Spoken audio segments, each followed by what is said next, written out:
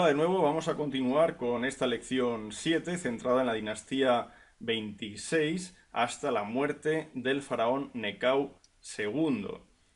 En primer lugar, vale la pena hacer referencia a la obra Estratagemas de Poliaenus. Él escribe en honor a Marco Aurelio Ibero hacia el 163 después de Cristo, en el momento en que tiene lugar una de las guerras contra los partos. Y su obra es una recopilación de estrategias militares. Pues bien, en un fragmento se habla de Tementes, que no puede ser otro que el rey nubio Tanutamun, y de cómo éste consulta el oráculo de Amón, que le dice que tenga cuidado con los gallos. Este oráculo es conocido por Samético de Sais, que rápidamente reconoce, según el texto, en esos gallos a los carios, conocidos por sus cascos con penachos de plumas. En fin, se realiza una batalla en Memphis y vencen los saítas. Esto se habría producido hacia el año 662 a.C.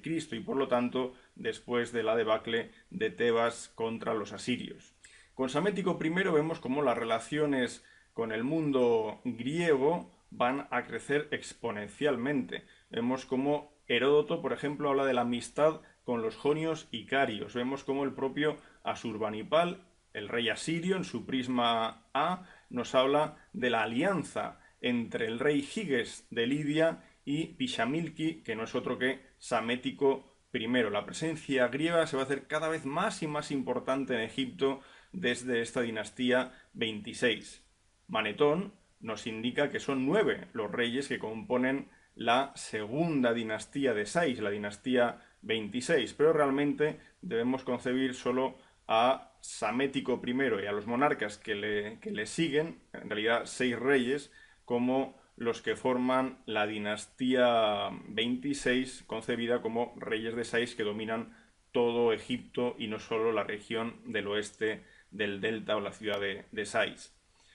Sin embargo, aunque el reinado de Samético I comienza en 664 a.C., que es cuando muere su padre Necau II en una de esas luchas contra los cushitas, a pesar de esto, como decía, el dominio de Samético sobre Egipto va a conseguirse poco a poco en los siguientes años. De hecho, esos primeros años de reinado van a verse primero bajo un dominio asirio. Recordemos que es en el año 663 cuando los asirios toman Tebas y en ese momento Samético es un vasallo de los asirios, y después la presencia asiria desaparece de Egipto, evidentemente por los problemas internos que vive Asiria, y esto va a favorecer que realmente Samético quede como rey independiente de facto.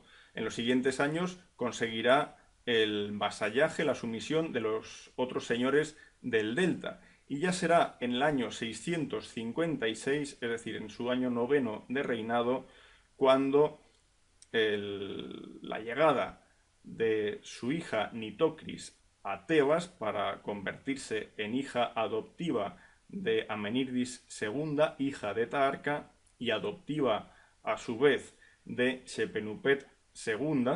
Bueno, pues este hecho es el que va a señalar ya realmente la unión del Alto Egipto con el dominio que hasta ese momento tenía Samético, es decir, el dominio ya sobre todo Egipto. De hecho, hay que recordar que Tanutamun hasta ese momento era reconocido como rey en Tebas.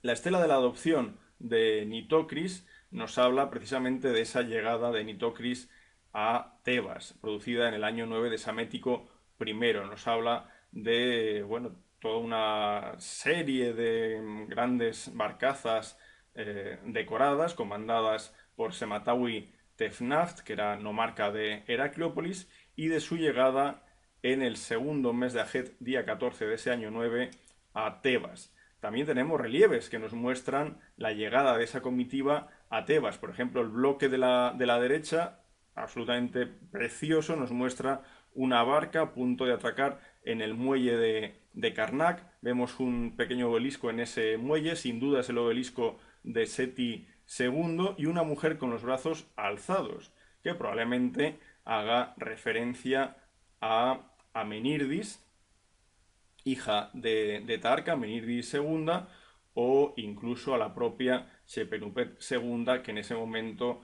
es la que encabeza el sacerdocio femenino en Tebas. El texto que veis en la pantalla recuerda precisamente esta adopción. Recordemos por otro lado también que Nitocris va a gozar de una larga vida, porque de hecho desde esa llegada en el 656 a Tebas van a pasar muchos años antes de que esta mujer fallezca, ya en el año 586 aproximadamente. Cuando Tanutamun se retira ya hacia Nubia, él, bueno, ya pierde el control de Egipto, pero sigue siendo rey en todo el país de Kush y se enterrará en la necrópolis de El Kurru. Abandonará Nuri, que es donde se enterró Taharka, y se irá a El Kurru, donde tiene una tumba caracterizada por su bella decoración interior, que es la que podéis ver en pantalla, y donde una vez más encontramos esos síntomas del arcaísmo del momento, no solo ya en el canon de proporciones, sino también en los textos, puesto que aquí encontramos pasajes, por ejemplo, de los textos de las pirámides o también de los textos de los sarcófagos.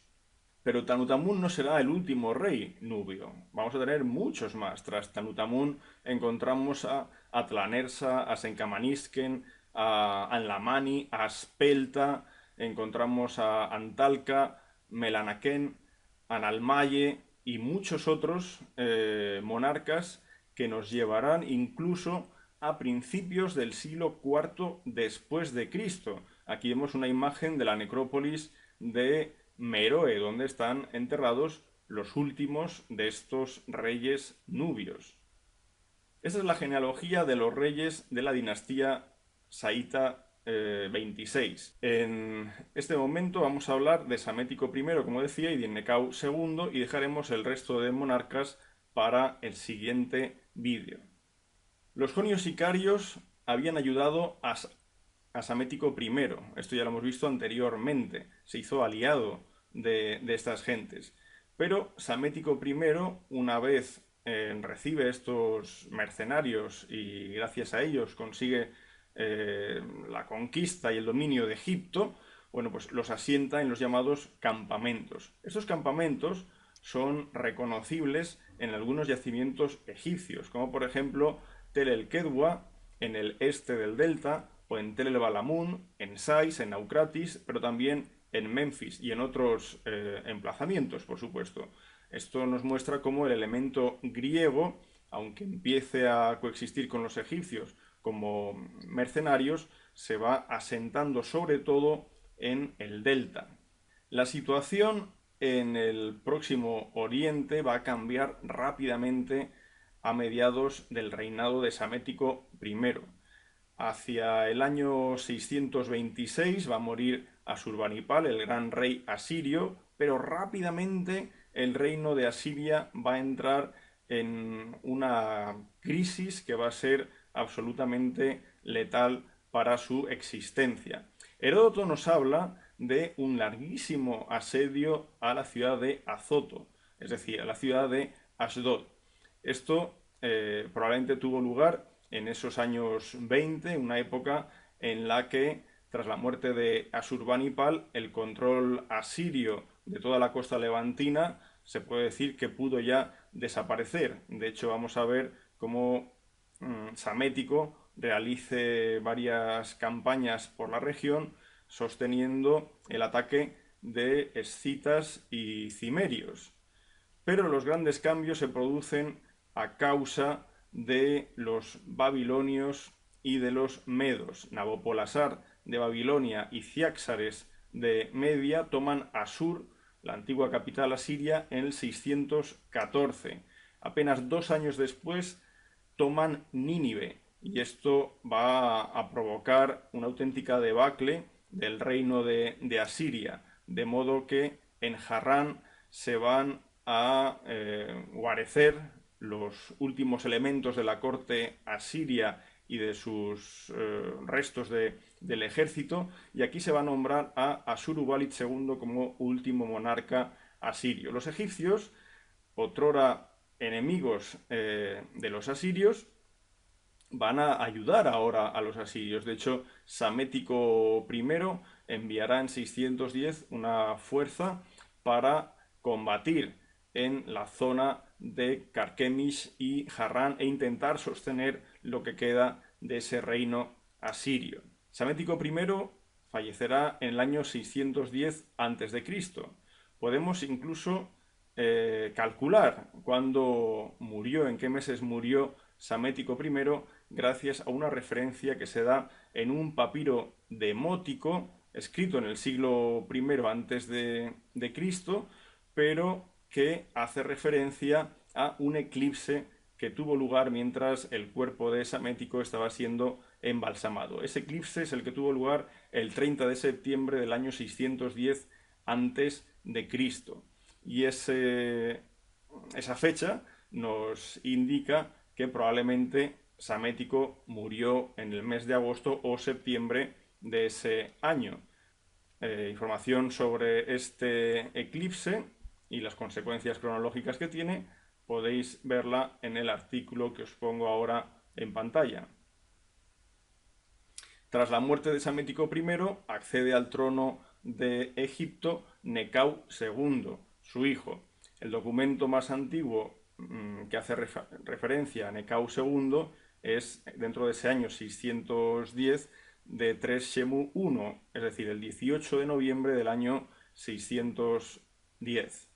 Necau II va a seguir la política de su padre en el sentido de intentar conservar lo que queda de Asiria. Probablemente lo que se quiere no es ya solo recuperar toda esa franja costera que nos recuerda al imperio egipcio de la época de Tutmosis III o de Ramsés II, sino el sostener un reino que sirva de tapón contra esas dos grandes fuerzas que vienen del este, que son la del reino de Babilonia y sobre todo el reino poderoso de los medos. En 609 es cuando se produce la decisión de Necau II de atacar el emplazamiento de Harran desde Carquemish, pero en ese viaje hacia el norte es interceptado por las fuerzas de Josías, rey de Judá, rey de Jerusalén. Esto se produce en Megido, conocida por otras célebres batallas, y en ese lugar muere Josías, que había sido rey desde el año 639 hasta este momento del 609 en que muere en ese campo de batalla. Pero esto no va a impedir en absoluto la marcha de Necau II hacia el norte. Una vez se producen las operaciones entre Carquemish y Harran y ese asedio de Harran con el intento de reconquistar la ciudad, Necau II volverá hacia Egipto y en su vuelta hacia Egipto encontrará como rey de Judá a Jehoacaz.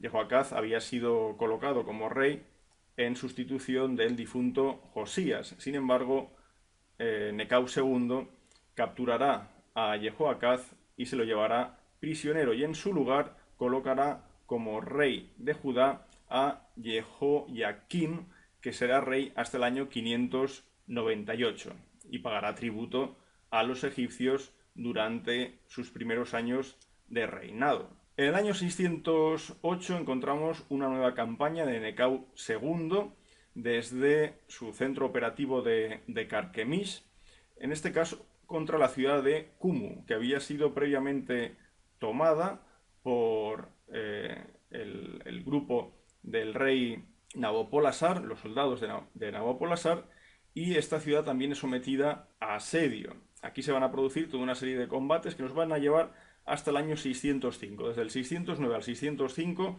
los egipcios tienen dominio de toda la costa levantina hasta Carquemish, pero ese dominio se va a desplomar con la caída de Carquemish en 605. Aún vive el rey babilonio Nabopolassar, pero a causa de su edad o su estado de salud va a ser sustituido en el campo de batalla por su heredero, el célebre Nabucodonosor II, que obtendrá en 605 una gran victoria en Carquemish. Esta victoria será seguida por la rápida conquista de todo ese territorio levantino.